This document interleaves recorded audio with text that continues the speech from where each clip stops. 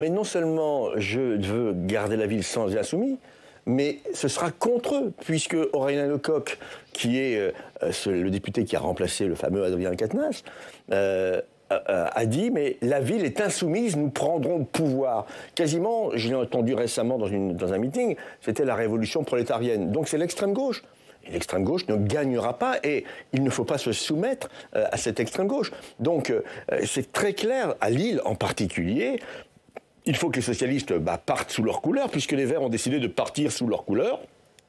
Bien sûr, avec des personnalités civiles, sûrement, je l'espère, le Parti communiste et d'autres sensibilités de gauche et du centre-gauche. Et après, les Lillois choisiront. Mais LFI a décidé de faire tomber, partout où ils le peuvent, des mairies socialistes. Pour une simple bonne raison, c'est que si les municipales se passent mal, eh bien, la voie devient royale pour leurs candidats. Donc ce sont vos adversaires aujourd'hui?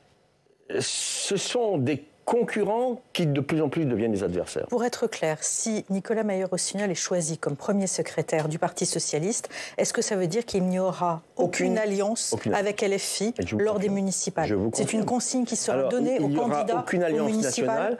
Après,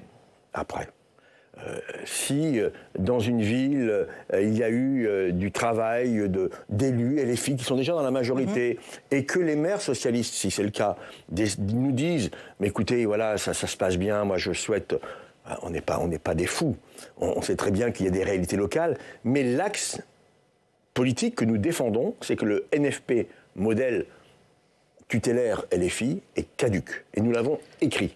Et donc il faut recréer une nouvelle union et rentrer dans une concurrence normale.